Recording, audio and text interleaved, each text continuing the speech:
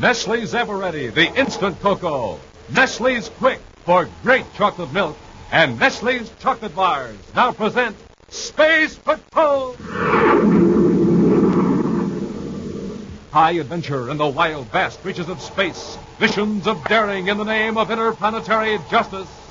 Travel into the future with Buzz Corey, Commander-in-Chief of the Space Patrol. In today's transcribed Space Patrol adventure, Buzz and Happy are in the Jupiter City atmosphere plant searching for a powerful bomb hidden by the criminal Bolger. Commander, listen. Hear that? It's a timing device. We're close to it. Here, this way. There it is. Well, I can figure out how to deactivate this thing.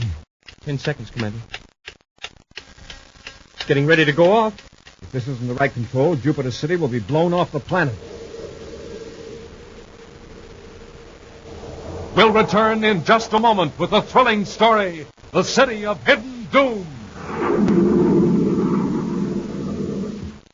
Space Patrollers, this is Commander Corey. Let me ask you something. When Mom and Dad had the breakfast coffee this morning, did you have a good hot drink? You know, you need a real warm-up for all-day power. That's why you should always start the day the Space Patrol way with a big cup of Nestle's Instant Cocoa. It's just loaded with good hot nourishment for real energy. And Nestle's makes the greatest hot cocoa you've ever tasted. It's rich, it's smooth, it's delicious. It's really out of this universe. Now wait till you see what fun it is to fix. Why, Nestle's Ever-Ready is so easy it just about makes it simple. Now listen, here's all you do. Just put 1, 2, 3 teaspoons of Nestle's in your cup and add hot water. That's all. Now you're all ready to drink it and get your supply of morning pep. Nestle's Ever-Ready is the complete cocoa, too. You add nothing but water because whole milk and sugar are already in it. You ought to see the lineup around here when they sound the Nestle's call. Everybody goes for that delicious Nestle's chocolate flavor. That goes for me, too.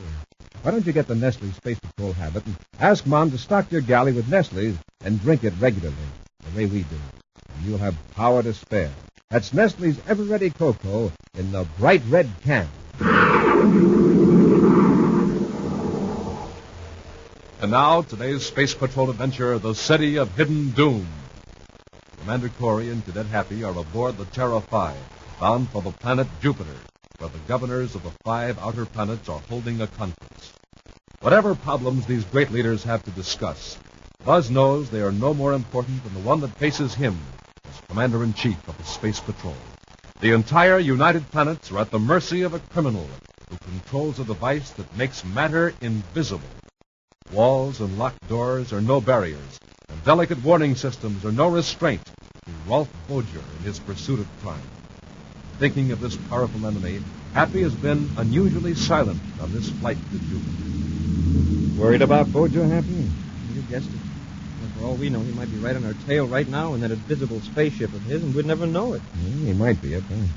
He can go anywhere he wants to and steal whatever he wants. And nobody will know about it until they discover what's missing. Being invisible gives Bolger every advantage. No, not quite. When a crime's committed with no clues at all, we'll know that Bolger did it. A lot of good that does. But he can get away with it again and again. There's another thing to remember. Bolger can steal money while he's invisible, but he can't spend it that way. Yeah. If we could only nab him when he's on a spending spree. That'll depend on Bolger's temperament. He's like most crooks, there'll come a time when he'll have to show off, make a big public splurge. But that might not be for weeks or months. You know, Commander, I've been thinking. What's to keep Bolger from coming to the governor's conference? Being invisible, he could be right in the room listening to secret information. That's one reason we're going to be there, huh? But if he's invisible, what can we do? Have you forgotten those belts and electronic spectacles we took from Bolger's men? Hey, that's right. If Bolger turns on that high frequency field to make himself invisible, we'll be invisible too. And we can see Bolger and capture him. Well, we couldn't fool Bolger that easily. Besides, I wanted to think I've come to Jupiter City to guard the governors. To give us freedom of movement for a plan I put into operation. A plan to trap Bolger? Yes. He's got big ideas. He'll need more equipment. Equipment and materials that are hard to get. For his frequency field transmitters and the control box. Right. Our security lab technicians have examined a few pieces of Bolger's paraphernalia that we've captured. They don't know how it works, but they know the materials that go into it. Now, here's the general idea, Happy. In the city of Thuban on the planet Saturn, Rolf Bolger set up temporary headquarters almost next door to the local Space Patrol unit. Working at his desk, Bodger seems to be completely unaware that the visitor is materializing out of nothingness only a few feet away. As the visitor turns the control on his belt, Bodger clicks a switch on a panel at his right. Yes, Rubeck, what is it? Well, Commander Corey is in Jupiter City. While Corey's at the governor's conference, Major Robertson, the security chief, will act as executive officer at Terra headquarters. Did you find out anything else? No.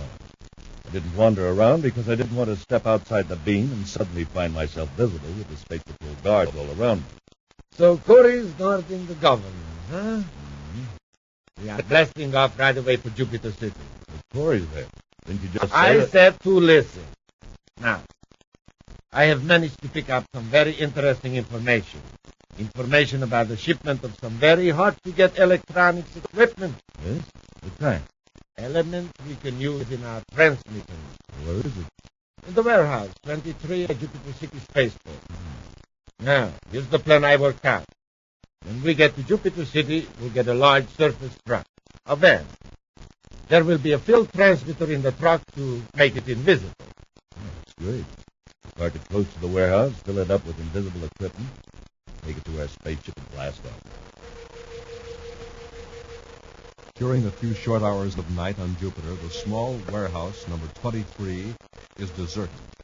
Buzz and Happy wait in a tiny locked office, each of them wearing a belt that, when energized by an ultra-vibration field, will make them invisible. On their foreheads, ready to be snapped into place over their eyes, are the special electronic spectacles that let a totally invisible person see ordinary matter as well as other invisible objects. Happy peers through a small hole in the office partition, watching a stack of crates. What is it, sir? It's starting to fade out. Oh, so are you, Commander? We're becoming invisible. It means our belts are picking up radiation from Bodger's transmitter. You must be outside the warehouse now. Put your spectacles in the casing. Like that stack of equipment. Yes, sir. Somebody just stepped through the wall of the warehouse, sir. He's looking around. Is it Bodger? No, sir. He's looking beside the inspector's office. He's walking toward the equipment now.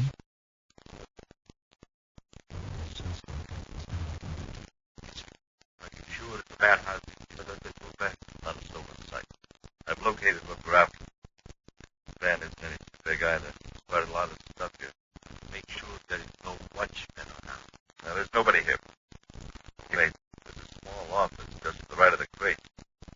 Looks like it's locked up. Go inside and make sure. I will write the electronic field so we can walk through the partition. All right.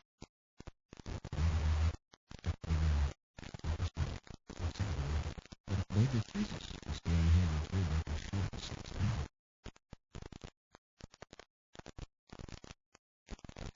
Stand right here. Watch out. Nobody in the office, Bodger. All right. Get busy and load the van. Some of those boxes are pretty big. I may need some help. I am not leaving the truck unless I have to. Get busy. All right. Bodger's probably in the cab of the truck. We could grab him while his pal Rubeck is in the warehouse. I can't feel as dangerous now. Bodger would suddenly alter it to cut it off. It might catch Rubeck half in and half out of the something. I never thought of that. Without tipping Bodger off, we gotta find out where the transmitter is. There comes Rubeck with a crate, sir. Right through the warehouse wall.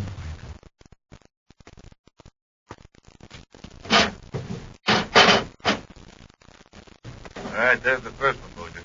Hurry up. I want this truck loaded before the day crew shows up. You picked the easy job, all right. Sitting up there in the cab. Somebody's got to keep watch. Now hurry up. The transmitter must be far away. So it's probably where I got to find the truck. I got to climb up the truck and cut it out. Once the truck put it up, we can climb in and hide behind some of the crates. If we work this right, we can catch Bodger and just pop out the truck goes down.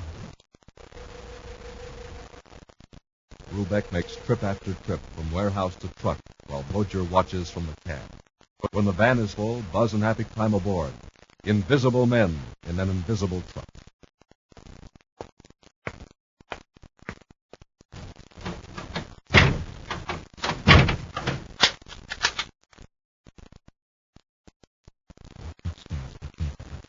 These crates will bounce around. Yes, sir. Everything's all right, Bodger. Let's get going. All right. Well, it looks like it is a profitable night's work, Rubeck. Yes, sir. A Profitable night's work.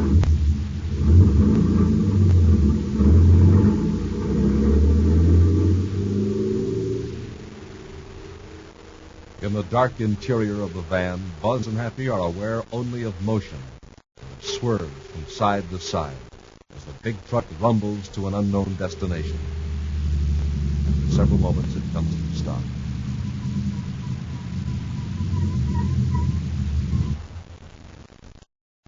I wonder where we are. I have to stay in the truck and the same way as a van. I can hardly wait to see the look on Boger's face. Let's work our way up to the door here. Don't make any noise. Okay, sir. I wonder if the truck is still invisible. I don't think so. Step low. Open the door. Don't move anything. Let the truck go for a minute, Rubeck. Don't you want it unloaded? It will be all right here in the garage. Come on. All right. Garage, you say? We're in the garage. There'll be a new back waiting car now. That'll give us a chance to get out of the van and be ready for it. Let's go. Easy, I'm opening the door.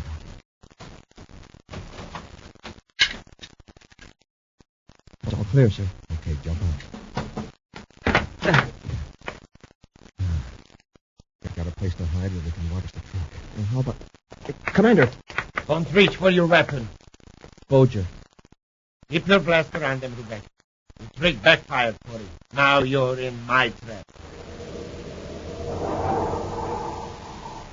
We'll return to Space Patrol in just a moment.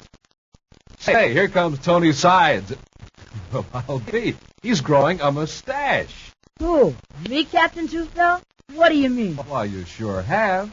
Ah, gee whiz. That's no mustache. That's some Nestle's cocoa. You see, I had a cup just a few minutes ago. Well, I guess I was in such a hurry to drink it, I got some on my upper lip. I'll lick it off. Gee, that's good. See, that's what everybody says, Tony. Nestle's Eveready makes the best cocoa in the universe. It's so rich, so chocolatey, and so smooth. Since we got the Space Patrol habit at our house, all my brothers and sisters drink Nestle's cocoa for breakfast. We love the way it tastes. And boy, we sure love the pep it gives us.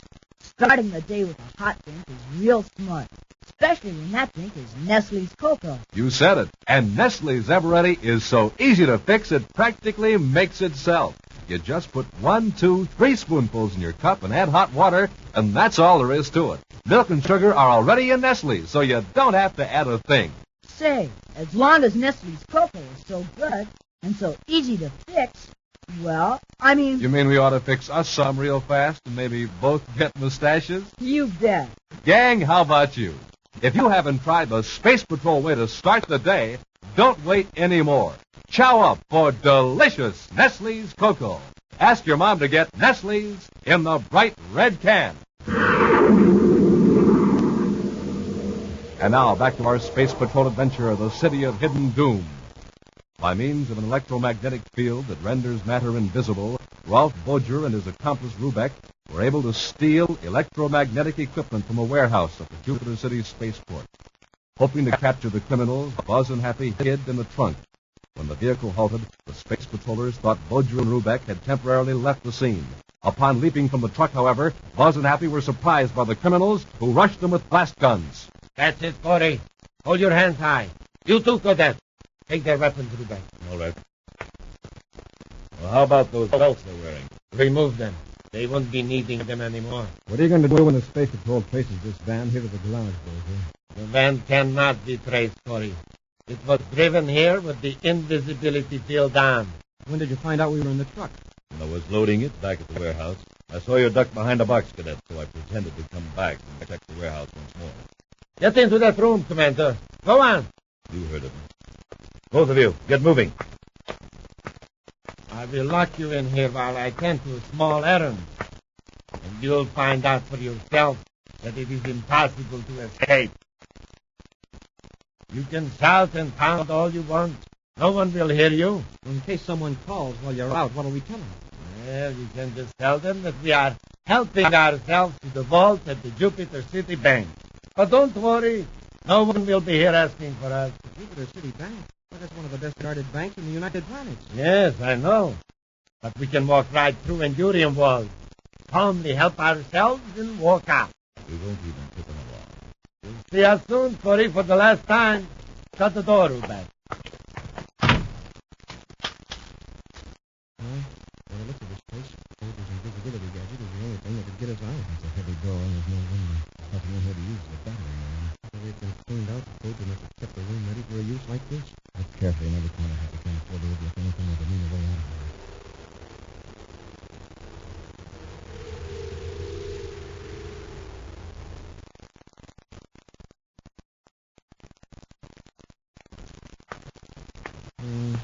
We're out of luck, sir. Anyway, we've tried. There's one place we haven't looked at. Unless there's a trap door in the floor, I don't know where it'd be. There's a beam running across the ceiling. I'll boost her up, you can reach it. Well, sure, but I don't see what... You haven't much time, Hap. Just sit on my shoulder. Yes, sir. Yeah. Okay, Commander. All right, Hap. Get along the top of the beam. I'll walk from one side of the room to the other. I don't think we'll find anything. There's barely enough room for my fingers between the beam and the ceiling.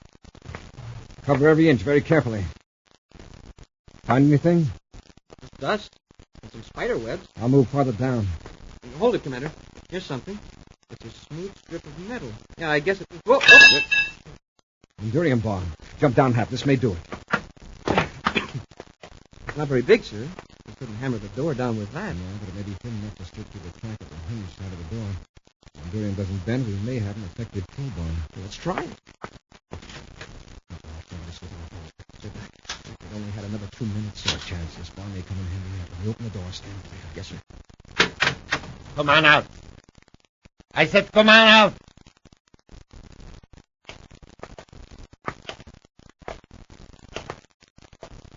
You've got something behind your back, Corey. And you will notice I have a blaster in my hand. Now drop whatever it is you are hiding and don't come any closer. Now if you don't drop that tool or whatever it is, I'll fire. All right. I see I returned just in time. By the way, Commander, our visit to the bank was quite profitable. I am now a millionaire. Bulger, we've been tricked. What do you mean? Those crates we took from the warehouse. There's nothing in them but junk. What? Open a couple of boxes. It's nothing but scrap metal and some old useless electronics equipment. Back, you fool. You loaded the wrong crate. No, I didn't. The numbers checked with the list you gave me. Corey, you had something to do with this. You didn't think I was going to give you new equipment, did you? So, that's how you happened to be in the warehouse, huh? You planted that information on one of my agents. Right. I found out who he was from one of your men we've captured. Why, you... Watch it, Bulger. You'll blow a gasket. Well, I show you that nobody makes a fool of Ralph Bulger. Your life isn't enough to pay for this swindle, Corey. The entire city's going to pay the penalty. What are you talking about? The United Planets are going to learn to respect me. And to teach them that lesson, I'm going to destroy Jupiter City. Wait a minute, Bulger. Shut up, Ruben. Those explosives in the subcellar of this building. We are going to get them. There isn't enough there to destroy a city this size, and anyway, there's no one bomb will do the job. If it's exploded in the right place. In the atmosphere plant. Bulger, you can't be serious. You know what'll happen if that plant's blown up? Of course. The atmosphere shell will be shattered. The heavy poisonous gases of Jupiter will pour into the city. This mass murder of innocent people. What good is it going to do you? It will teach the entire universe the folly of defying Ralph Bulger. What about us? Putting the city down around our own heads isn't You going idiot! You don't think I intend to stay here, do you? By the time the bomb explodes, we'll be thousands of miles away from Jupiter. Rubeck, listen to me. Don't let this maniac force you to... Shut up! I know what I'm doing. After you unload the junk out of the van, you are going to help Rubeck bring the bomb up from the cellar. Moments later, an invisible truck bearing its deadly cargo rolls through the streets of the unsuspecting city toward the atmosphere plant. Leaving Rubeck at the truck to direct the protecting beam of invisibility, Bulger forces Buzz and Happy to carry the bomb to a vital part of the building. Just keep going, gentlemen. A little faster, please. How can we go faster? We can't even see. Why didn't you let us wear those electronic spectacles? You might be distracted. Just a few steps more. There. Set the bomb down. Now, stand back. I'm going to set the timing device. And just remember, I'm still covering you with this blaster, so don't attempt anything daring. How much time are you giving it? Just a half an hour. The bomb will explode at 1600 hours. You may be interested to know that it is resting in a hollow space between two thick concrete walls. So no one could possibly find it. Exactly. And also, where it will do the most damage. Now, let us return to the truck. I'm rather anxious to get to the spaceport and blast off.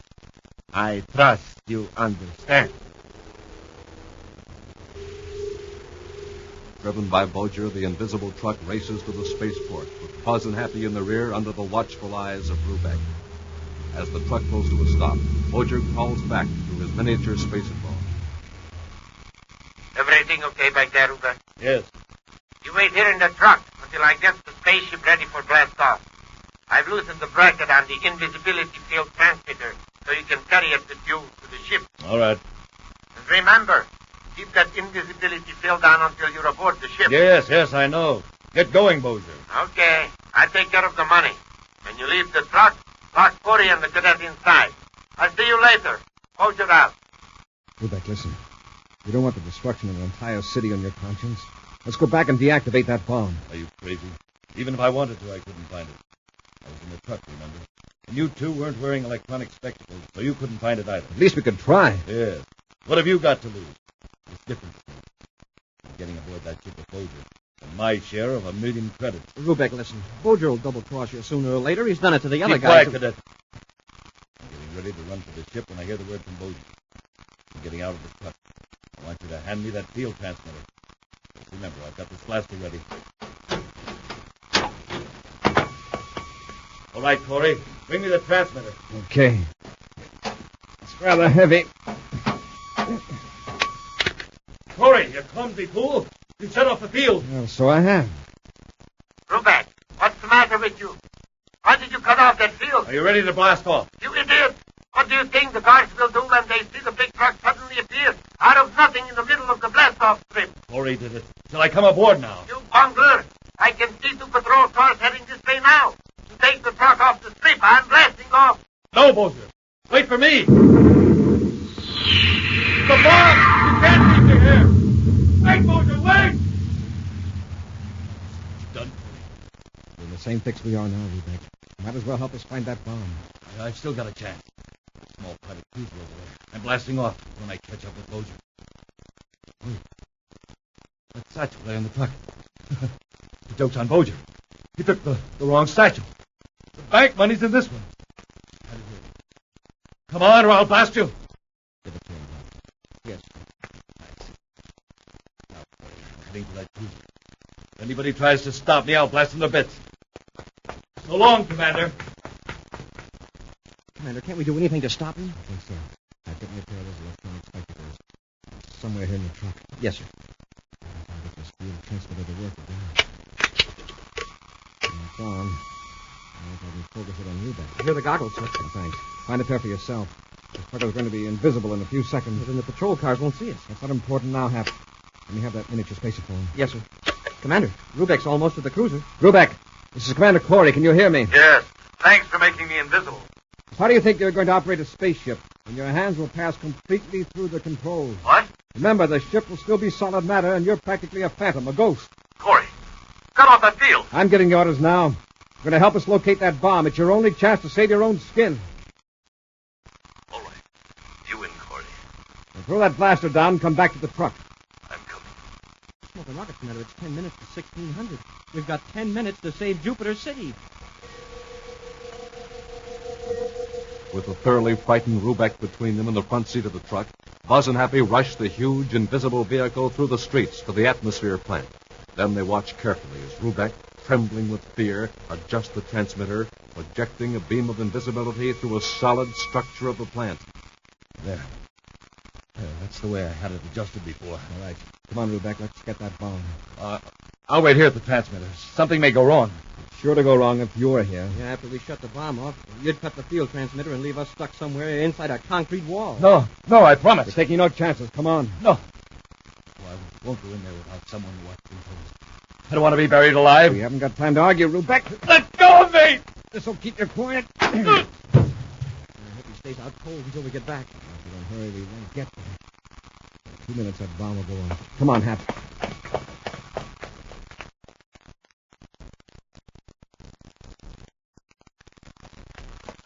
I sure hope we're going in the right direction. In the distance we walked with Bojer, the bomb must be in the east part of the building. Well, that isn't much help. It would take hours to search between all the walls, and we've only got a minute. Now, wait, Hap.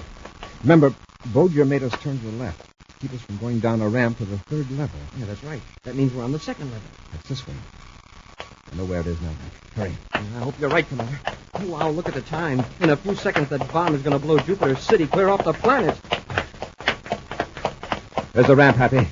Now turn left, right through this wall. Yes, sir. Now we're in the space between two walls. Commander, listen. Hear that?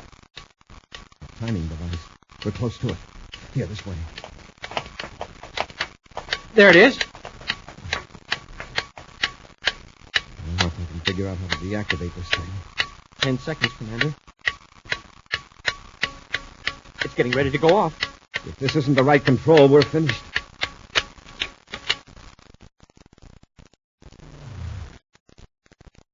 Commander, this is something I never thought I'd be able to see. What is it, Pepper? It's now 10 seconds after 1600.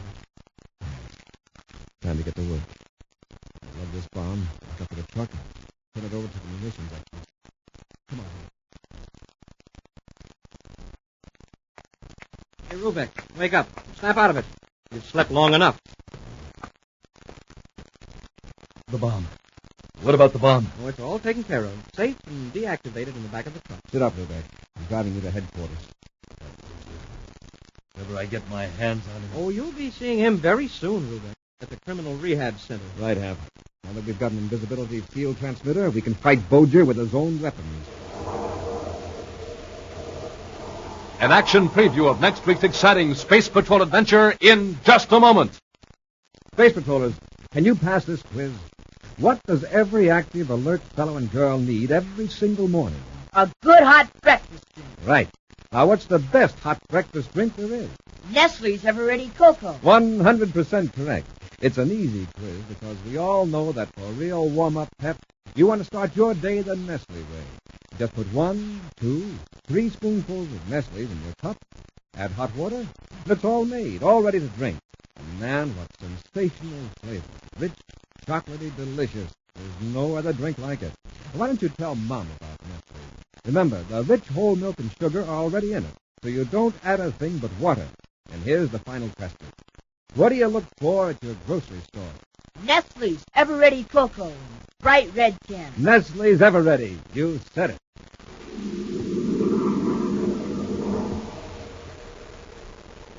And now a preview of next week's exciting Space Patrol adventure. Buzz and Happy are on Neptune following the criminal Ralph Bojer into a deserted factory building.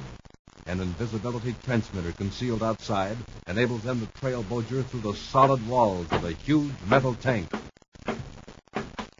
Wow, it's sure dark in here. Now's a chance to close in on Bojer. Let me step through the other side of the tank. Rush him. Yes, sir. Oh, Commander, the wall is solid. We can't get through. Something happened to our invisibility field transmitter. We're sealed inside the tank. Be with us again next week for the thrilling Space Patrol story, Escape from Neptune. Space Patrol, created by Mike Moser, starring Ed Kemmer as Commander Corey and Lynn Osborne as Cadet Happy, was written by Lou Houston, produced and directed by Larry Robertson, executive producer Helen Moser. Other players were Ken Mayer, Bela Kovach, and Tony Sides. Dick Tufeld speaking. This week's Space Patrol was brought to you by Nestle's Ever-Ready, the instant cocoa. Nestle's Quick for great chocolate milk, and famous Nestle's chocolate bars. This program is broadcast to our armed forces overseas through the worldwide facilities of the Armed Forces Radio Service. Space Patrol came to you transcribed from Hollywood. This is ABC Radio Network.